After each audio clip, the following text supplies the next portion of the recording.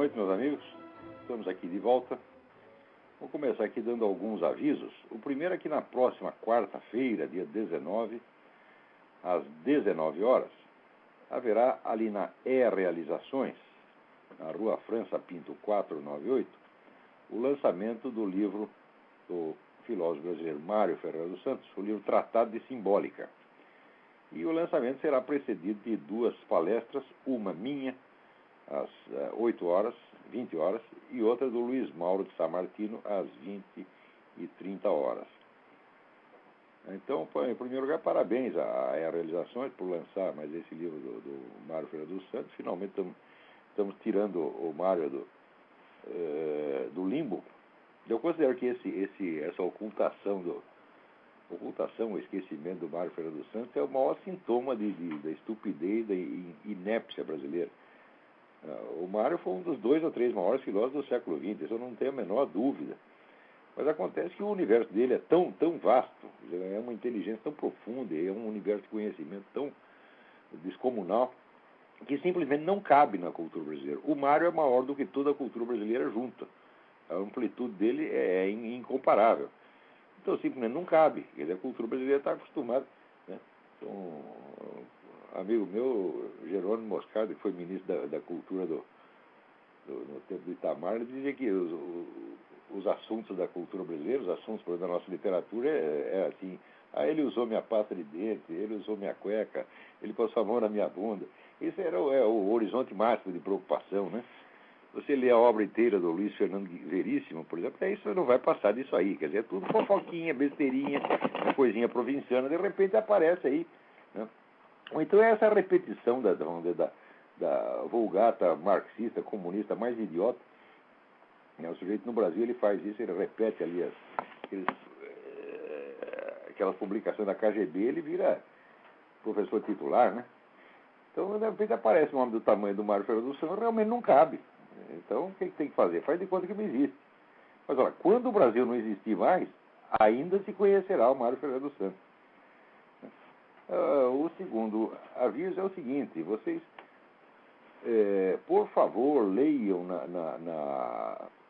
na página do Farol da Democracia essa esplêndida carta aberta aos parlamentares brasileiros, enviada aí da proposta da cúpula do Mercosul, pela minha amiga Graça Salgueiro, que é editora da Nota Latina. Então, esse é um documento muito importante, acompanhado da tradução de um artigo igualmente importante do Alejandro Penha Esclusa. Terceiro aviso. No ano que vem, de 14 a 26 de abril, eu vou dar aqui, no estado da Virgínia, numa cidade chamada Colonial Heights, um curso de filosofia política. Existe um texto de apresentação que está exposto nesse momento lá no meu site, www.olavodecarvalho.org. Ali dá mais um resuminho do espírito da coisa. Eu tenho trabalhado em alguns desses temas, como, por exemplo, a natureza do poder, a natureza do Estado, faz algum tempo. Já dei 2 cursos disso na PUC do Paraná, mas depois que vim para cá ainda aprendi mais algumas coisinhas. Então eu estou reunindo o que já tinha antes com essas novas coisas que eu fui descobrindo e vou passar aqui um pacote de filosofia política de 14 a 26 de abril. Então, os interessados, por favor, liguem para 041 3262 0100 ou 041 9974 4443. Vou repetir: 041 3262 0100 ou 041 9974 4443. Você já tem gente na linha aí para falar? Vamos ver o que é, vamos ver. Alô? Alô, Olavo? Sim. Oi, Olavo. É o Leonardo, Rio de Janeiro. Tudo bem, Leonardo? Oi, tudo bem, Olavo. Peço desculpa porque eu não estou conseguindo escutar o senhor ao vivo, né? Quer dizer, melhor dizendo, meu computador deu um problema. Você pega a gravação. Eu pego a gravação daqui a 1 hora, porque o meu computador não consegue ainda pegar, ele está com algum problema. Mas eu queria fazer uma pergunta, Olavo, que é importante, assim, para mim, é sobre a questão do aborto. Aham. É que eu particularmente sou contra o aborto em qualquer caso que seja, até mesmo em caso de risco de vida para a mãe. Eu também sou contra, porque eu tive até um exemplo em casa, que a minha mãe foi recomendada na sua terceira gestação a fazer aborto. Aí a mamãe simplesmente respondeu para o médico: "Então, filho da mãe, nós os dois na mesa de parto, mas eu não faço aborto." Então, a partir disso, eu sempre tive, dentro da minha própria casa, uma visão de ser contra o aborto. Gostaria de saber, assim... A presença do feto é um fato, agora o risco é uma hipótese, né? Porque eu acho que, não sei se você ouviu também um caso que teve, aí mesmo nos Estados Unidos, que do caso de gêmeos, que tentaram diminuir a placenta, tentaram fazer de tudo para eliminar um dos gêmeos que estavam, porque dizendo que tinha que eliminar um para o outro sobreviver, acabou nascendo os dois, né, de saúde perfeita. Entendeu? Então eu sempre tive assim, porque uma vez eu estava no seu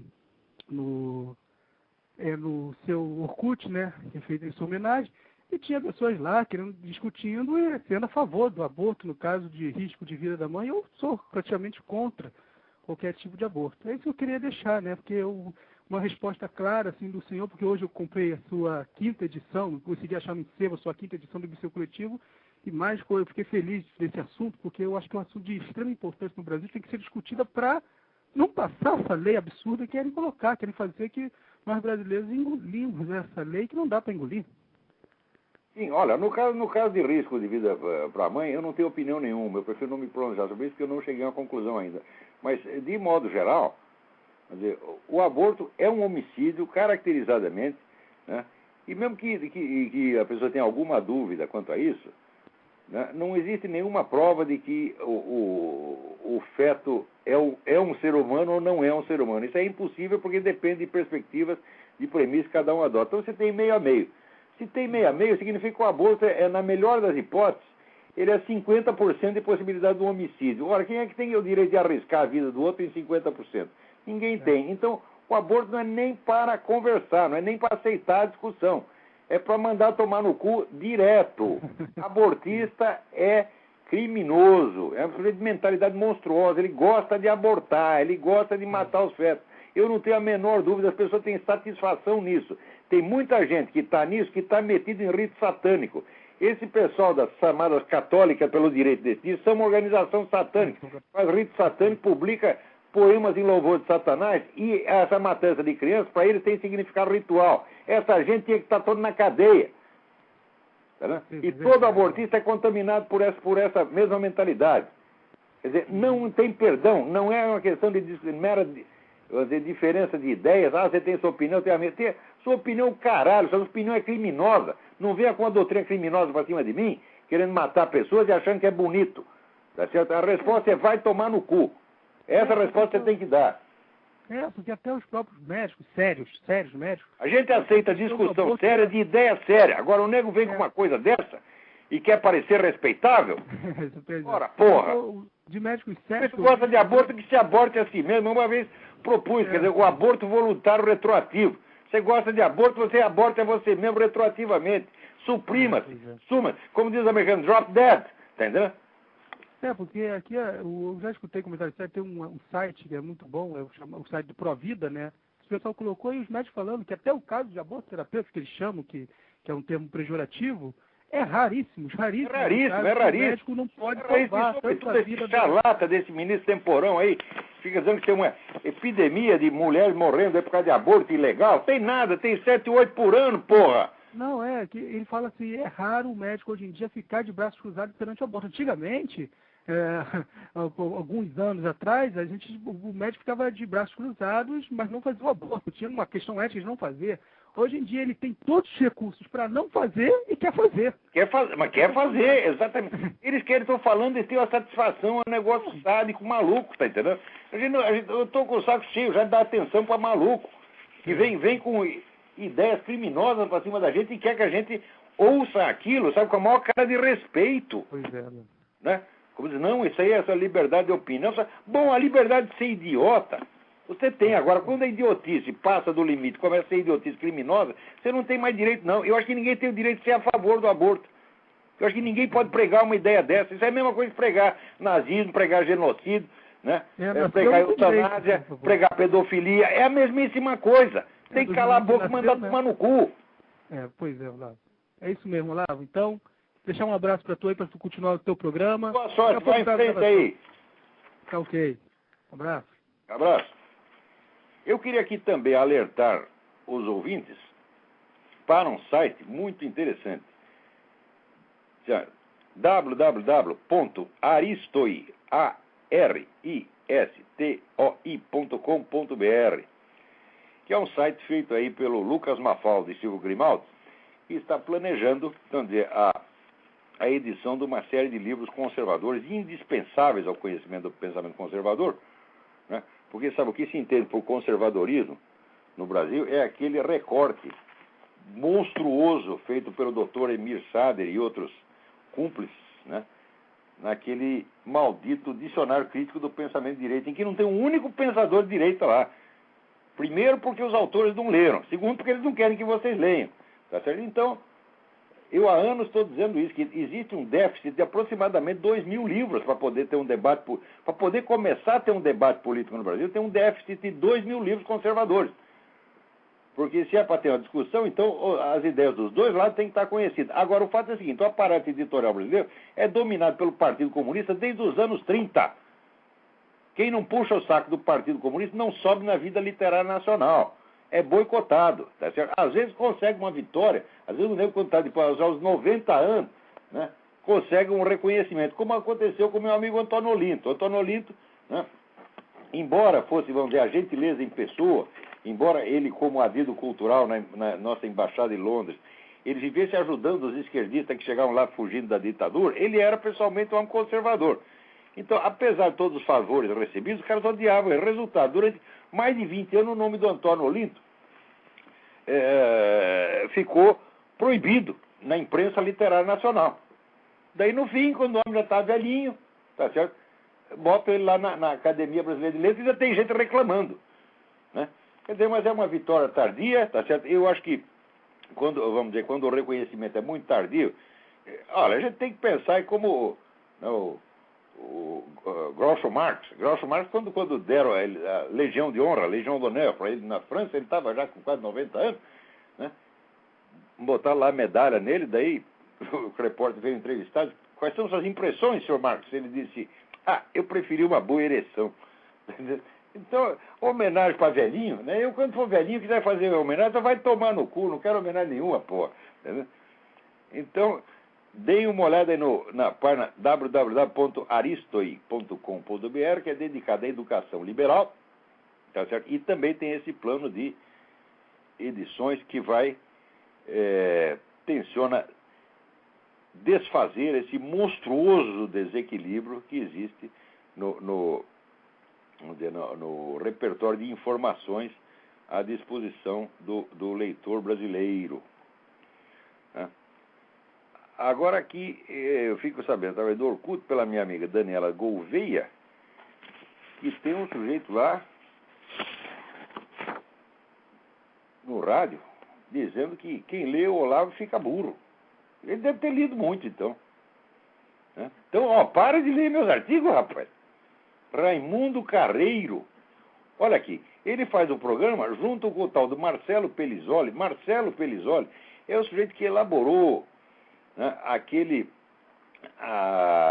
exame, né, da Universidade Federal de Pernambuco, né, que botava do lado os bonzinhos, que era o Leonardo Boff, etc., e do outro lado os malvados, que era eu, o Roberto Marinho, né, o Inocêncio de Oliveira, o Culpense de Oliveira, né, e Jorge Bush, né? E que, além disso, botava como autor de Grande Sertão Veredas Graciliano Ramos. Marcelo Pelizoli, tu é uma besta quadrada, rapaz, tu tem que enfiar a cabeça dentro da privada e puxar a descarga e desaparecer. Suma, desapareça, drop dead, vai tomar no cu, rapaz, você não sabe nada, tá certo? Quer dizer, você não pode ser professor, tá certo? De prézinho, de pré-primário, tá certo? Você não, nem isso. Você não tem capacidade para nada. O que quer que você pense a respeito do que quer que seja é um peido. Não, é isso. Isso é um desrespeito para com os peidos. Tá certo? Cala a boca, burro. Agora está aqui. Na Folha tem uma notícia. País perde cada vez mais cérebros para o exterior. Agora, está aqui. Olha, quando você dá uma notícia de que as pessoas inteligentes estão indo embora, em geral, a notícia e as discussões a respeito é ela própria um sintoma da perda de inteligência. Por quê? Sempre a explicação é a mesma. Os caras querem empregos melhores, eles querem mais dinheiro. Digo, vai pra puta que o pariu. O que é isso? Qualquer pessoa dedicada a profissões, tá certo, de alto nível intelectual está mais interessado na sua realização intelectual do que em dinheiro. Se você oferecer oportunidade, vamos dizer, de um trabalho bom, frutífero e útil para um cientista, para um filósofo, tá certo, com um salário menor, e oferecer, por outro lado, um emprego administrativo no qual ele vai ganhar 20 vezes mais, ele vai escolher primeiro. Todo mundo sabe que é assim. O pessoal ninguém passa a vida estudando para ganhar dinheiro, porque ninguém é idiota, porra. Porque se o sujeito quer ganhar dinheiro, ele vai ter que fazer outra coisa, ele não vai se dedicar à ciência, meu Deus do céu. Então, esse diagnóstico já é assim, é a mentalidade dinheirista do brasileiro, é ela que está empurrando as pessoas para fora, tá certo? O Brasil não tem ambiente intelectual para essas pessoas. Note bem, eu estou com 60 aninhos. Eu vou contar uma coisa para vocês. Do ambiente brasileiro, desde a minha infância até hoje, eu não recebi o mais mínimo estímulo intelectual. Só recebi estímulo para parar de estudar. Mas era uma coisa terrível desde a infância. Quer dizer, existe um preconceito contra a pessoa de estudo, existe um preconceito contra o conhecimento. As pessoas riem na sua cara, querem te humilhar. Tá certo? Tem gente que fica inibido. Eu, graças a Deus, sempre fui um cara de pau. Então eu já mando tomar no cu logo, tá entendendo? Agora, eu vejo que as pessoas mais sensíveis, tá certo? Mais tímidas, né? Elas acabavam ficando complexadas por causa disso. Eu não, se o sujeito quer me deixar complexado, eu vou deixar ele complexado, tá entendendo? Eu não quero nem saber, pega a sua opinião a meu respeito e enfia no cu, você tá entendendo? Ora, eu sou mais meu lema, faz muito tempo eu adotei o lema do Dom Quixote. E eu sei quem sou, eu sei quem eu sou. Então não adianta você querer me atribuir defeito que eu não tenho e me puxar saco por qualidade que eu também não tenho. Eu sei exatamente o que eu sou, o que eu estou fazendo aqui, qual é a minha capacidade e qual é meus limites. Tá certo? Então, esses caras, vamos dizer que o brasileiro adora deixar o outro complexado. Tá certo? Agora, em mim essa coisa não pega. Pegava quando eu era moleque, quando eu era burro, quando eu era adolescente. Todo adolescente é um cretino. Então, logo, eu cheguei à idade madura, eu falei, vamos parar com essa porra, tá entendendo? Agora, é isto que faz as pessoas inteligentes ir embora do Brasil. É essa falta de ambiente. Tá certo? Se houvesse amor ao conhecimento, se houvesse seriedade nesse país, as pessoas consentiriam em ganhar menos. Por quê? Porque elas não apenas amam o trabalho que estão fazendo, mas elas amam o seu país, elas querem ajudar o país. Acontece o seguinte, se o país só cospe em cima de quem quer ajudá-lo, o que a gente tem que fazer, porra? Tem que ir embora mesmo. Tá certo? Ora, eu não estou aqui nos Estados Unidos para ganhar mais. Na verdade, estou até ganhando menos do que ganhava no Brasil, tá certo? Mas a gente vem aqui em busca de um ambiente intelectual mais respirável. Então, ai. Bom, vamos lá. Agora tem aqui, o João Cláudio me pergunta, ele faz duas perguntas muito interessantes. Primeiro, qual relação você vê entre o desejo mimético de René Girard e o orgulho na concepção cristã? Não aquele orgulho do senso comum, mas aquele que é considerado como origem do pecado. Olha, João Cláudio, durante o tempo eu achei que tinha alguma coisa que ver, mas depois eu observei o seguinte, que existe desejo mimético entre os animais. Eu sempre gostei de cachorro, sempre tive cachorro, e testei, quer dizer, um cachorro, você oferece um negócio para ele, daí ele não quer. Daí oferece para outro cachorro, ele imediatamente passa a querer, tá entendendo? Então eu falei, porra, isso aí é o desejo mimético do René Girard. Então, quer dizer, o desejo mimético tem uma origem animal, alguma origem animal, e eu acho que isso aí deveria ser estudado melhor, tá entendendo? Então não pode ter uma relação intrínseca com o orgulho, no sentido satânico, tá entendendo? Me parece que é uma coisa que vem da natureza, tá certo? E que é mais ligada, vamos dizer, à burrice e uma espécie de, vamos dizer, de identidade nebulosa que o nego tem. Quer dizer, ele não sabe direito o que é ele e o que é o outro. Quer dizer, há uma baixa individualização. É apenas uma hipótese, sim. Eu não estudei o assunto não pensei nesse assunto com a atenção que ainda merece. Não tive tempo para pensar nisso. Mas eu acho que aqueles que são, né, estudiosos do René Girard, eu não me considero um estudioso do René Girard, apenas um admirador. Eu li todos os livros do René Girard, conversei com ele, fiz entrevista com ele, participei da mesa redonda junto com ele, tenho a maior admiração por ele, mas não me considero um estudioso, um especialista em René Girard.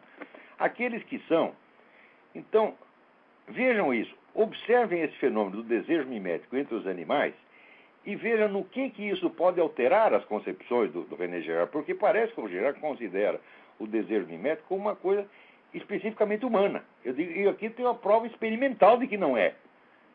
Tá certo? A não ser que esses cachorros sejam pessoas, né? Talvez seja o Dr. Emir Sader, sob outra forma. Eu não reconheci, mas a mim me pareciam que eram apenas os meus cachorros. Agora, segunda pergunta aqui do João Cláudio. Onde encontro referências da literatura enorme que dá indícios e provas de fraude intelectual de Marx? Aqui você se refere no debate com a Laura Café.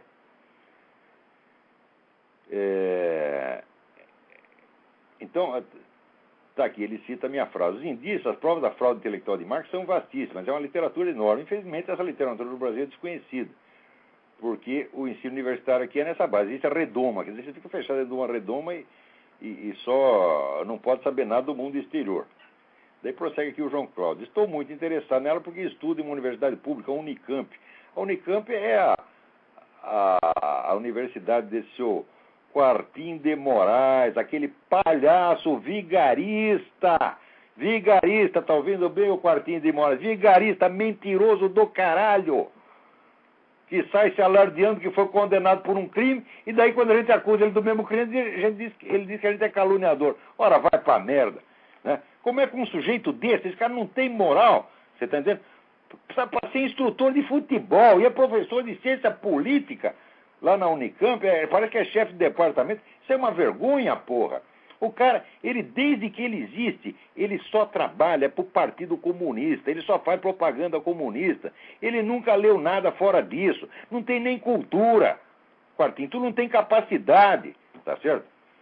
Agora, daí ele diz, não, eu não fui condenado por aquele crime, fui condenado por outro. Por quê? Porque foi a organização dele que matou lá o capitão Chandler, e ele, embora seja dirigente, né, da organização, ele disse, não fui condenado por isso, fui condenado por outra coisa.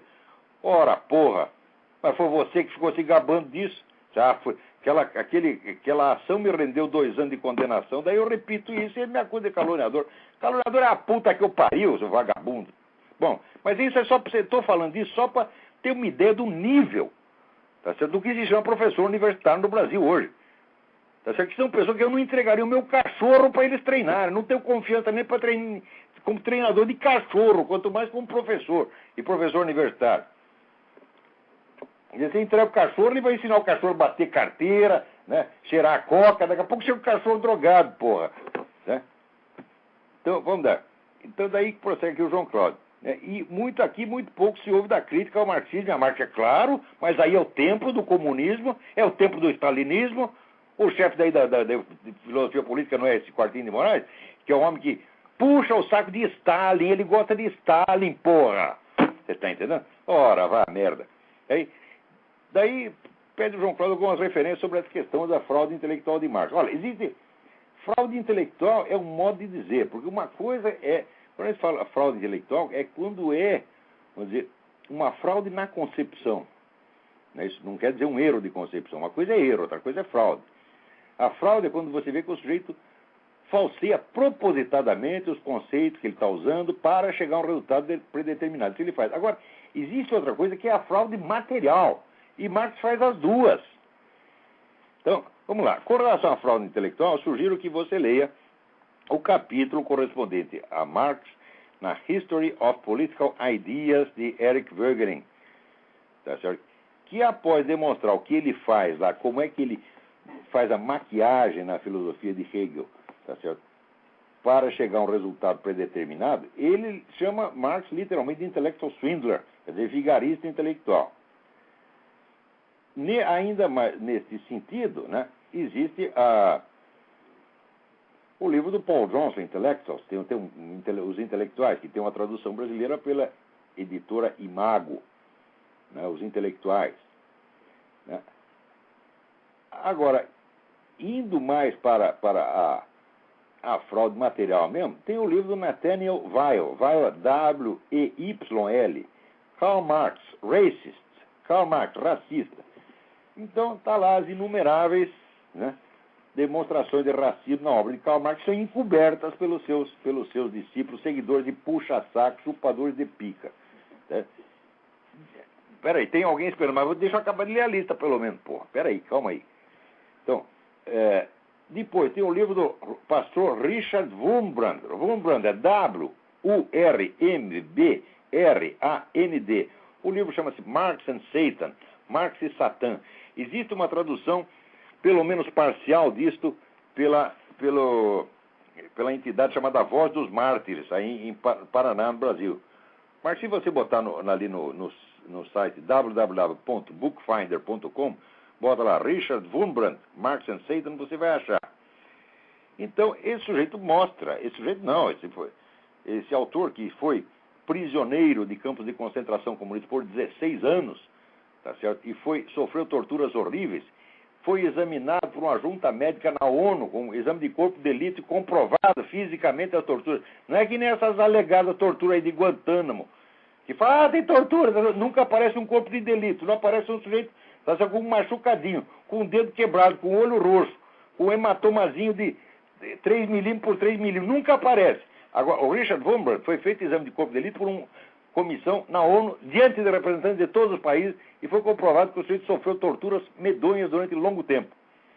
E ele, quando saiu da prisão, ele quis saber por que na prisão os guardas comunistas, os policiais comunistas, insistiam menos na propaganda anticapitalista do que na propaganda antirreligiosa. Eu falei, esse cara parece ter uma obsessão. E ele foi investigar isso aí. Então, em primeiro lugar, ele descobriu que dos manuscritos de Karl Marx guardados no famoso Instituto Marx-Lenin de Moscou, só 1/3 tinha sido publicado. Quer dizer, tem 2/3 da obra de Marx que estão enterrados ainda. Né? Já é um mistério. E segundo, ele começou a rever a correspondência juvenil de Karl Marx e descobriu que Karl Marx pertencia a uma seita satânica.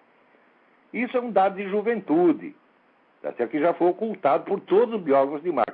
Mas acontece o seguinte, já tinha outra informação sobre Karl Marx adulto, já aos 50 anos, dado pela empregada dele, de que ele fazia uns rituais muito esquisitos na casa dele, que pela descrição não era rito judaico, não era rito cristão, não era rito muçulmano, era um outro treco esquisito.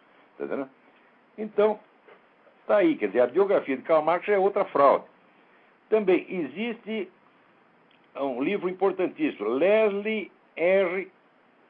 Page, P-A-G-E, Karl Marx and the Critical Examination of His Works, onde ele vai examinar exatamente as falsificações de dados feitas por Karl Marx, tá certo? Sobretudo a partir dos Blue Books, que eram os relatórios anuais do parlamento inglês a respeito da economia britânica, tá certo? E muitas das falsificações Karl Marx obteve de Engels, do livro A Condição da Classe Operária na Inglaterra, onde tem dois estudiosos, um chamado W.O. Henderson e o outro W.H. Shalom, né, que publicaram a tradução inglesa mais moderna do livro A Condição da Classe Operária na Inglaterra, de Engels, mostrando que ali os dados eram todos de 40 anos atrás, mas oferecidos como se fosse daquela data.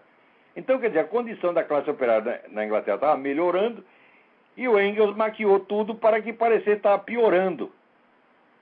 Tá certo? E algo desse exame também existe no livro de F. Felix David, D-A-V-I-D, Marx as Politician, Marx como político.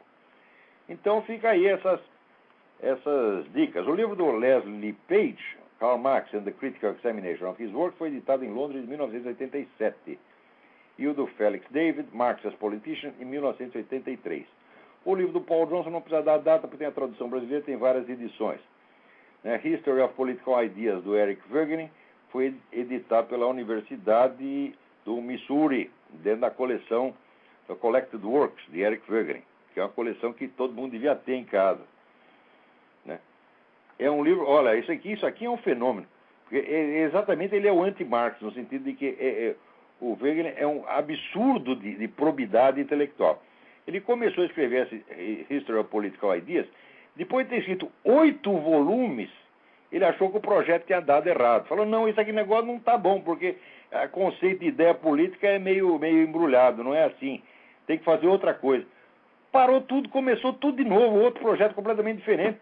Quer dizer, a mesma ideia, mas noutra classe, que veio se chamar Order and History. Quer dizer, a gente tem aquele trabalheira miserável, depois deixou tudo na gaveta, nunca publicou. Foi publicado agora depois de morto.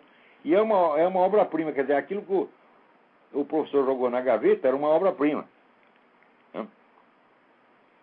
Então, eu acho que com essas dicas aqui, João Cláudio, você se vira. Né? Agora, quem é que está aí na linha? Alô?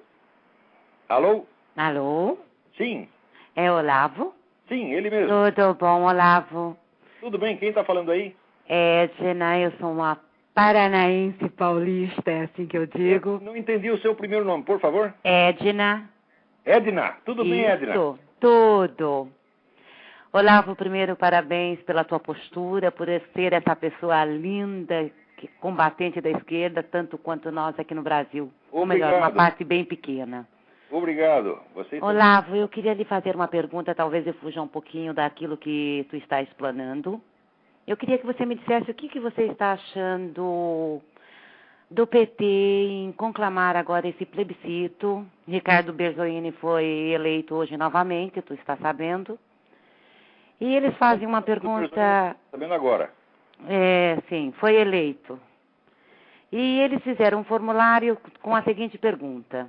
O senhor aprova a convocação de uma Assembleia Constituinte soberana e específica para promover uma reforma constitucional no capítulo 4º da Constituição Federal? Qual é o capítulo 4º? Qual é o... Capítulo 4º da Constituição é aquele capítulo que diz assim, tem o parágrafo 5º que diz, o presidente da República, os governadores de estados e do Distrito Federal, os prefeitos e quem os houver sucedido ou substituído no curso dos mandatos, poderão ser reeleitos para um único período subsequente. Já estão querendo esticar, manter o Lula lá eternamente. Exatamente. O Lula lá eterno. Então eu gostaria que você me dissesse o que você acha disso. Há a possibilidade disso passar? Eu acho que o Lula deve ficar lá eternamente. Eu já acho. Desgraça pouco é bobagem. Pelo amor de Deus, Olavo, não deu uma lenda. Pronto, acabou. Você está brincando. Você está brincando. Ele quer ficar lá eternamente. Só que é o seguinte, ele é mais esperto que o Hugo Chávez. O Hugo Chávez faz essas coisas assim, espetaculosas, ofende as pessoas. Tá? E o Lula vai devagarzinho, vai enganando todo mundo. E ele vai ficar lá um tempão. Peraí, mas até quando? Eles vão rasgar a Constituição? Mas já rasga que tempo? Eles não estão nem ligando para esse negócio, pô. O PT já está acima do Estado brasileiro, está acima das instituições, ele faz o que ele quiser. Foi feito para isso. Vocês estudem o negócio do Antônio Gramsci e você vê que a técnica é exatamente essa. Sim. De engolir o Estado. Agora, tem uma diferença fundamental entre o que eles fazem e o que o Chaves faz, porque o Chaves vai de pé na cara. Agora, eles leram o Gramsci, estudaram direitinho. O Gramsci diz que as ações que vão transformar a sociedade do capitalismo para o socialismo não devem ser empreendidas diretamente pelo Estado, deve ser indireto. Então você funda ONGs, você funda movimentos sociais, você funda todos esses instrumentos indiretos e age através deles. Então ninguém percebe que aquilo é a ação do partido. É exatamente o que estão fazendo no Brasil. Então é por isso que o Hugo Chávez quebra a cara na Venezuela, mas o Lula tá indo ótimo, todo mundo adora o que ele faz. Quando aparecem essas coisas de de corrupção, dá a impressão que todo mundo roubou e o Lula estava inocentinho lá no meio. Fizeram até a piada né, que a professora perguntou lá na aula, quem foi o filósofo grego que só disse eu só sei que nada sei? E o outro falou, foi o Lula, professora, só não sabia que ele era um filósofo grego. Grego. Boa essa. Então, mas escute aqui, qual é o alento para o brasileiro? Pelo amor de Deus. olha, gente, assim, só a palavra é assim, coragem. Coragem, não dê moleza. Não acredite jamais na honestidade de seus interlocutores de esquerda. Homem honesto de esquerda é o quadrado redondo. Ser esquerdista é ser vigarista. Olha, eu digo isso por experiência própria. Vamos dizer, porque até quase os 50 anos de idade. Eu ainda pensava assim, não, eu tenho minhas divergências, mas ali estão pessoas honestas. E eu até acreditava nas fontes de informação esquerdista. Tá certo? Sobretudo na grande mídia. Eu levava isso a sério. Quer dizer, eu achava que uma coisa é a diferença de ideias. Mas com relação aos fatos, nós podemos aceitá-los como fonte. Graças a isso, eu cometi injustiças tremendas. Por exemplo, eu acreditei naquele livro do tal do John Cornwell, o Papa de Hitler, que dizia que o Papa Pio XII tinha colaborado com Hitler, que se recusou a ajudar os judeus. Eu acreditei aquela merda toda. Era tudo, depois eu fui ver, era tudo mentira. Também toda hora saía aquele negócio na mídia que dizia Israel está fazendo genocídio contra os palestinos. Eu acreditei nessa porra e repeti 10, 12 anos atrás. Hoje eu vejo, mas que cretino. Hoje eu entendo que não é para acreditar numa palavra de esquerdista. Nunca, nunca, nunca, nunca. Os caras são vigaristas viscerais. Tá entendendo? Digo isso não é por ter raiva deles, não. Foi a contragosto que eu cheguei a essa conclusão, por experiência. Todas as informações que vêm de esquerdistas são mal intencionadas. Tem segunda, terceira, quarta e quinta intenção embaixo. É sempre assim. Nunca ninguém na história mentiu como essa gente. Não é normal. Mesmo, eu digo que nós nunca tivemos um governo tão corrupto. Esse é o governo mais ladrão da história humana. Com certeza. Não tem nada. Olha, Idi Amin Dada era a Madre Teresa comparado com esses caras, porra. Tá entendendo? O Papadoc coraria de vergonha. Tá certo? Mas me diz uma coisa, Olavo. A gente sabe que a maioria, 50%, 60% da população brasileira, segundo os últimos dados coletados, está sobre o capacho deles. Em eles pedindo... Mas só tem o discurso deles, você não tem oposição. A oposição só faz crítica de detalhe. É só coisinha. Exato. Agora, o grande crime mesmo, que é a existência do Foro de São Paulo, essa parceria de mais de uma década... Mas o Foro agora, Olavo, eu digo assim que o Foro, antigamente, até, vamos colocar, há um ano atrás, esse Foro ele estava totalmente envolto numa nebulosa. Não se falava, ninguém se podia atacar. Mas agora, a partir desse terceiro encontro dos petistas agora, isso foi escancarado. O Lula recentemente também disse a mesma coisa. Então agora o Foro está aberto. Eu não sei por que a mídia não diz nada. Quer dizer, depois que o sujeito já cometeu a fraude, já ganhou, usou o dinheiro, para ele não precisa mais esconder. Exato. Eles já tomaram o continente inteiro. Agora, a culpa disso é desses diretores de jornais e TV no Brasil que ajudaram o cara a esconder. Seu Roberto Irineu Marinho, seu Otávio Frias de Oliveira, vocês estão todos culpados disso. Porque vocês impediram o exercício da democracia no Brasil. Não existe democracia sem livre acesso à informação. A democracia não é só, vamos dizer, esse esquema formal de eleições e partidos. Não! Tem que ser a livre discussão e o livre acesso às informações para que possa haver opinião. Se um dos lados controla o fluxo de informações, ele controla o curso dos acontecimentos sem que o outro lado saiba. Isso é ditadura. Mas nós estamos Vocês são vivendo uma ditadura. assassinos da democracia no Brasil.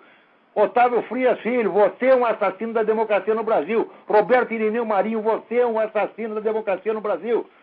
Você impediu que o povo soubesse os fatos para poder discuti-los, porque nas duas eleições presidenciais, se o povo soubesse da existência do Foro de São Paulo e dessa parceria do Lula com o Farc e Mir, não votaria nele nem para vereador em São Tomé das Letras, nem para vereador em Guaranhuns.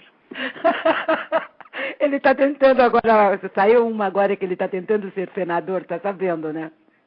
E o Lula. Senador? É, que ele pretende, não por São Paulo, né, que o Sudeste, graças ao Bom Pai, ainda é um pouquinho mais politizado, mas pelo Nordeste, ele quer ser senador por A melhor coisa a fazer, o Lula é o seguinte, tira ele de lá e deixa ele de senador vitalício.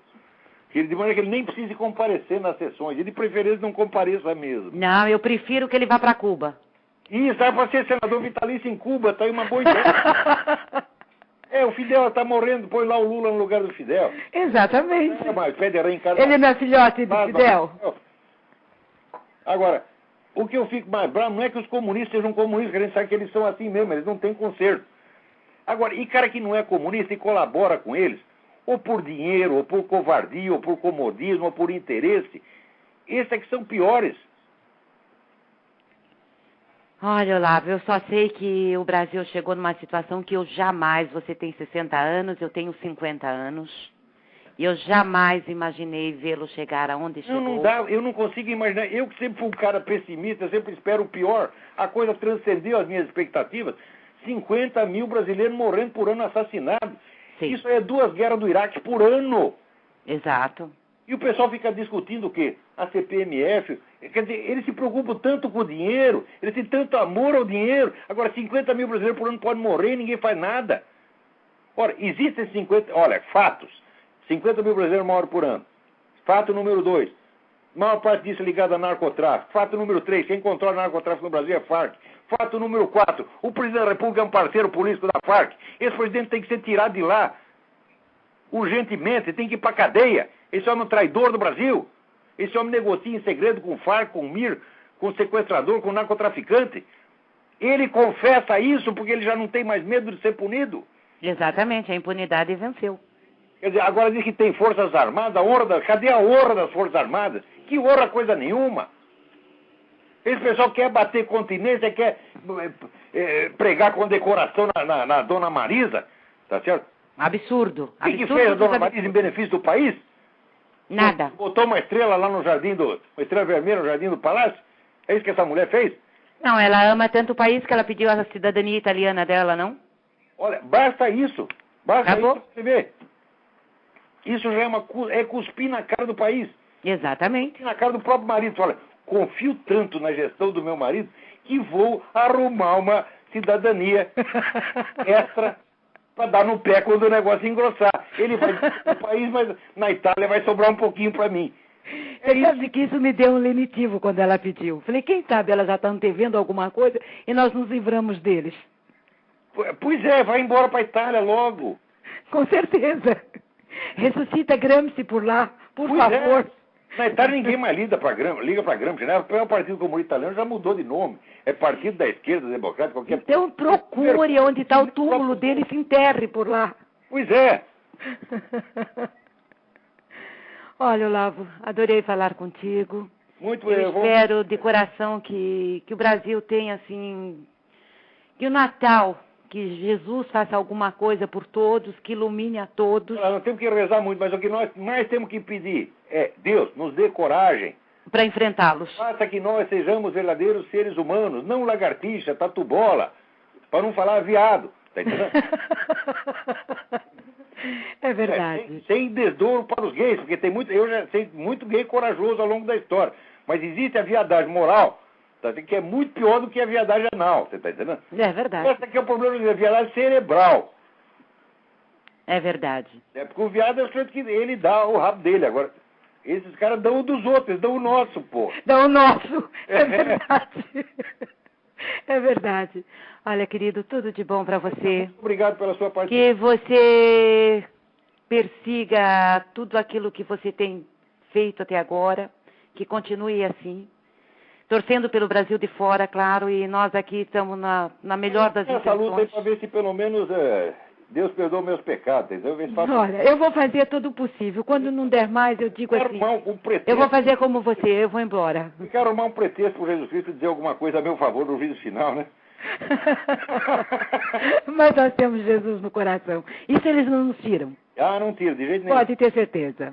Beijo grande, meu amigo. Pra você também. Tchau, tchau. Vamos lá. Agora, olha aqui. Tem aqui no site do um rapaz chamado Rodrigo Silva Barros, né? Ele resume aqui uma notícia que saiu do World Net Daily. Ele diz aqui: os ataques de Matthew Murray, 24 anos, a organização Youth with a Mission, e a igreja New Life, na última semana em Colorado, indicam que a hostilidade entre cristãos nos Estados Unidos atingiu um novo patamar. Murray, antes dos ataques, aparentemente deixou mensagem em um fórum da internet, segundo o National Terror Alert. Ele dizia que, entre outras coisas, que odiava os cristãos e os culpava por todo o mal do mundo, né? E aí vai. Olha, isso aí é a 10ª vez que acontece ataque à igreja cristã por parte de pessoa que expressamente diz que faz isso por ódio anticristão, e isso aqui nos Estados Unidos não é considerado crime de ódio. Agora, se um sujeito mata um homossexual para roubar, sem nem saber que o nego é homossexual, de imediatamente isso é hate crime, tá certo? Então, já dão a ideia de que é um genocídio homossexual. Agora, os cristãos estão apanhando pra caramba, toda hora levam um tiro, né? E os caras vêm ainda fazem um discurso anticristão, dizem: não, vamos matar cristão mesmo, ainda diz que tem que matar todos, tá certo? E culpa por todos os males do mundo, ainda sai livro pra caramba dizendo isso aí. A igreja cristã é culpada de todos os males do mundo. Não está esse vagabundo, esse Christopher Hitchens, Richard Dawkins, esse Sam Harris, Daniel Dennett. Daniel Dennett e Hitchens levaram uma surra do Dinesh de Souza nos debates. Vocês procurem aí, tem no YouTube. Nossa Senhora, o Dinesh de Souza é um sujeito assim, ele é pequenininho, né? É um homem verde, porque é indiano, né? Então é uma pessoa que não, vamos dizer, fisicamente ele não atrai atenção, ele parece né? parece um brasileirinho, né? E chega lá e pega aqueles camaradas solenes. O Hitchens é um inglês todo solene, tá? O Daniel Dennett é um gordão enorme, parece Papai Noel. E chega aquele baixinho lá, estraçalha com os fulanos, é uma delícia você ver. Até ele trata os camaradas com muita educação que não merecem, né? Agora, aqui também estão votando aqui uma lei de que se você der umas palmadas na bunda do seu filho, você vai para cadeia. Já tem essa lei no Brasil. Eu disse que, olha, quando votaram essa lei, eu disse que os deputados e senadores votaram em causa própria, porque eles, né, ficaram sabendo que a mãe dele estava descobrindo tudo o que eles estavam fazendo, a vigarice que eles estavam fazendo, ficaram com medo de levar umas palmadas na bunda, diziam: vamos fazer uma lei proibindo isso, tá entendendo? E fizeram e proibiram. Então agora não pode mais dar, né? Já que não pode dar palmada na bunda das crianças, dá na dos deputados, tá entendendo? Então, olha, no meu filho não posso, mas na sua bunda eu posso. Agora, que coisa. Você vê que esse pessoal não tem vergonha mesmo. Os comunistas sempre foram, né, especialistas em inventar entidades de fachada com aqueles nomes comoventes, eram nomes tão humanitários que você só de ler o nome da entidade você já chorava. Mas inventaram um agora que é insuperável, que se chama Comitê de Defesa da Humanidade. Isso quer dizer o seguinte: eu suponho que a Terra terá sido invadida por extraterrestres, então temos que defender a humanidade como um todo contra essa ameaça externa, né? Porque até hoje a pessoa defende uma parte da humanidade contra a outra parte, mas não, esse aqui defende a humanidade, né? Agora, defende a humanidade contra quem? Quando você vai ver, não é toda a humanidade, não, né? Aqui, o presidente de honra é o Oscar Niemeyer, veja aqui. Depois tem Cecília Conde, e até o Ledo Ivo entrou, né? Ô, Ledo Ivo, tu não tem vergonha, rapaz! Pô, tu tá com 80 anos, tu é um excelente escritor, eu tenho o maior respeito por você. Você entra nessa putaria comunista? Você acha que você ainda precisa disso? Você já está na academia, você já é uma glória, você não tem mais nada que puxar saco de ninguém, porque não vai me dizer que tu é comunista sinceramente. Claro que não, né? Agora fica puxando o saco, é só para garantir tua posição, mas tu não precisa mais disso, né? Agora, aqui no meio, esse Comitê de Defesa da Humanidade está aqui defendendo Cuba, né? E dizendo que o comitê pergunta como Washington fala de direitos humanos, liberdade e dignidade num mundo onde milhões de homens vagam como marginais perdidos em busca de um teto ou de pão para saciar a fome. Sim, só que metade desses homens estão na China, porra! Você quer que os Estados Unidos resolvam o problema da China? Os Estados Unidos já está botando dinheiro lá que não acaba mais. Os generais chineses enfiam tudo no bolso, some, e o chinês continua passando fome. Olha, leiam o livro do Gui Sorman, acabou de sair pela EA Realizações, O Ano do Galo, Verdade sobre a China. Tá certo? Ele diz coisa aqui que até eu já sabia. Na China tem 5 cidades prosperando, o resto é uma miséria incomparável. Tá? Quer dizer, os Estados Unidos agora são responsáveis pela miséria que esses filhos das putas desses comunistas fizeram na China, porra!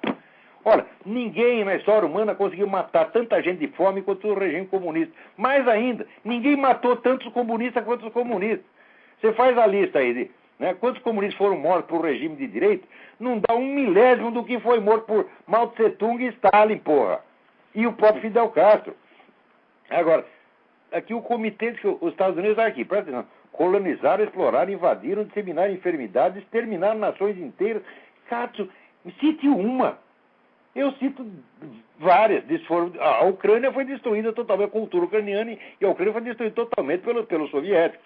Né? O Tibete foi destruído pelos chineses, que hoje tem mais soldados chineses do que tibetanos na capital. Né?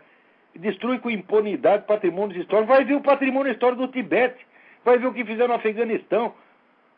Eles acusam, é aquele negócio do Lenin. Acuse-os do que você faz, xingue-os do que você é. Olha aqui, membros dessa merda desse comitê, vocês são bando de mentirosos, vigaristas, filho da puta, isso que vocês são. Não vem dizer que é uma questão de divergência de ideias, de que eu devia ser educado. Isso não é divergência de ideia, não é divergência moral. Eu tenho vergonha na minha cara, vocês não têm. Vocês sempre viveram disso, vocês ganham um montão de dinheiro, tá certo? Vendendo, proxenetando aí os pobres, tá entendendo? Ora, que coisa. Tem mais alguém na linha. Vamos lá, atender o último, porque tá quase no fim. Alô? Alô, Olavo? Sim. Olavo, é o Renato de São Paulo? Tudo bem, Renato? Olavo, eu queria fazer uma pergunta sobre uma coisa que tá meio que escondida ultimamente, mas parece que tá crescendo, entendeu? Junto com esse negócio de MST, que é o movimento negro, né? No Brasil. Eu queria saber se, assim, o porquê desse ódio tão grande desse pessoal. Olha, primeiro, item 1. Nós temos que parar com essa coisa de dizer que o branco europeu é escravizador e os negros, coitadinhos africanos, são escravizados. 8 séculos antes do primeiro português desembarcar em Portugal, uma leva de muçulmanos, incluindo uns 20 ou 30% de negros, entraram na Europa e escravizaram um bando de gente. Escravizaram muito mais gente do que o europeu jamais escravizou. Segundo, jamais fizeram um movimento abolicionista, jamais se preocuparam com a sorte dos escravos. A única civilização que se condoeu dos escravos, fez algo por ele, foi a nossa civilização judaico-cristã. Então esses caras não têm autoridade moral para falar. Não vem fazer de coitadinho, não. Ah, tu foi escravizado pelo português? É porque teu bisavô, teu tetravô entrou em Portugal, Espanha, Itália, França e escravizou algum europeu lá 8 séculos antes. Então quer saber de uma coisa? Não tenho dó de você, não. A escravidão tinha sido abolida já na Europa. Fazia 4 séculos não tinha um escravo na Europa. Entraram os muçulmanos lá e escravizaram um bando de gente. E pior, tem toda uma conspiração acadêmica para não falar desse assunto. Hoje começam a sair, finalmente, livros. É um pouco aqui, um pouco ali, a verdade começa a aparecer. Verdade que os historiadores sempre souberam, mas que não pode falar. Então, primeiro, esse estereótipo de que vocês são os coitadinhos é mentiroso. Tá certo? Vocês começaram a escravizar os outros muito antes. Tá certo? E continuaram depois. Porque no Sudão você tem escravo até hoje. E, Olavo, esse movimento quilombola, a gente tem alguma coisa a esperar de sério para os Isso é uma sacanagem. Quer dizer, ó, quilombola, eu também quero ser quilombola, porra. Você tá entendendo? Chego lá, eu vejo uma casa bacana, né? Vejo assim, tipo, casa da Dinda, é? Chego lá e falo, tem piscina, tem cachoeira, tem não sei o que. Daí eu olho aquilo, né? Já vislumbro aquilo, assim, cheio de mulher pelada, né? Champanhe, etc. Falo, eu quero. Então eu digo, ó, aqui tem um quilombo e era do meu avô. Prova, tá aí a minha declaração. Minha declaração vale como prova segundo essa merda dessa lei assinada por outro vigarista que é o seu Luiz Inácio. E pronto, fico eu com a casa da Dinda. E se o senhor dizer, não, mas o senhor está muito branco, o senhor tem olho azul. Falou, o senhor não tem nada a ver com isso. Eu estou declarando que eu sou afrodescendente. Qual é a prova? A prova é a minha declaração. Então, 2 declarações. Eu afirmo que sou afrodescendente, ninguém pode dizer não. E afirmo que o quilombo era meu, também ninguém pode dizer não. Isso aí é uma putaria. Mas você acha que isso aí vai chegar a crescer Acho que alguma coisa pega no próprio do... prática sim, eles já estão pondo. No estado do Espírito Santo já estão tomando tudo quanto é terreno, casa, prédio, lá tá uma festança. Agora acontece, só tem um pequeno problema. Realmente, metade da população brasileira é o afrodescendente, como se diz. Metade. Então, quer dizer, não vai ter quilombo suficiente para todo mundo. Porque aí fala que negro descendente de negro é minoria no Brasil. Minoria o caralho, é metade. Tá certo? Agora, e da outra metade, como é autodeclaração, metade da outra metade também vai dizer que é preto. Porque olha aqui, tá certo? No meu primeiro casamento, minha mulher era uma mulata. Então a gente tem filho, cabelo pichainho. Agora, nasceu tudo com a mesma carinha, mas 2 nasceram mais escurinhos, 2 nasceram mais loirinhos. Tá certo? Então, você não sabe quem é quem ali, você tá entendendo? Então, se chega a minha filha mais velha, por exemplo, tem cabelo até loirinho. Eu sou afrodescendente, e é mesmo. Agora, tem muito picareta que não é afrodescendente coisa nenhuma. Chega lá e diz quem é que pode dizer que não.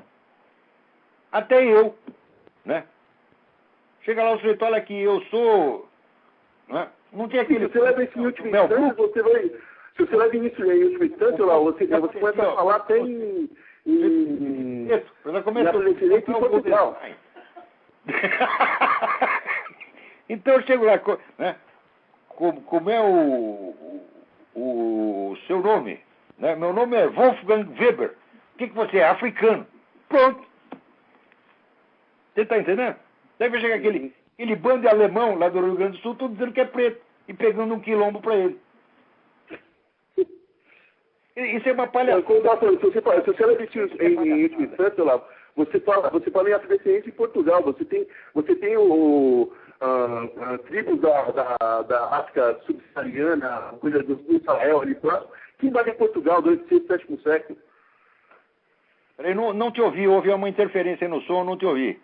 Explica de novo. Eu falei que existem afrodescendentes, se for ver bem, até os portugueses são afrodescendentes. Mas claro! Os habitantes do Sahel invadiram Portugal. Diz que a humanidade começou na África, rapaz.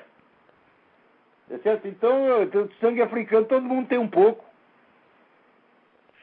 Né? Então, tudo isso aí é uma palhaçada. Agora, eles fazem por que uma palhaçada? Note bem, isso é uma técnica psicológica.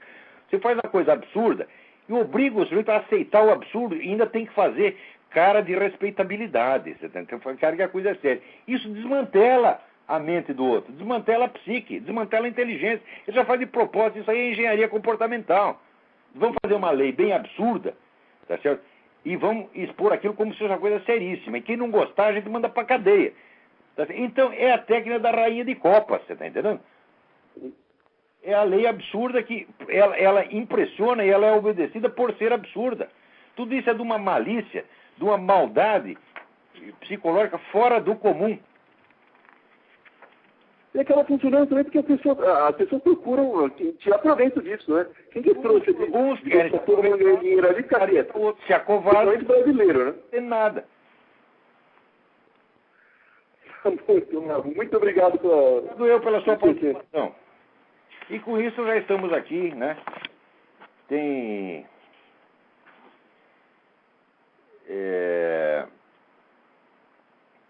Olha aqui, só para terminar, aqui saiu uma pesquisa, está no World Net Daily.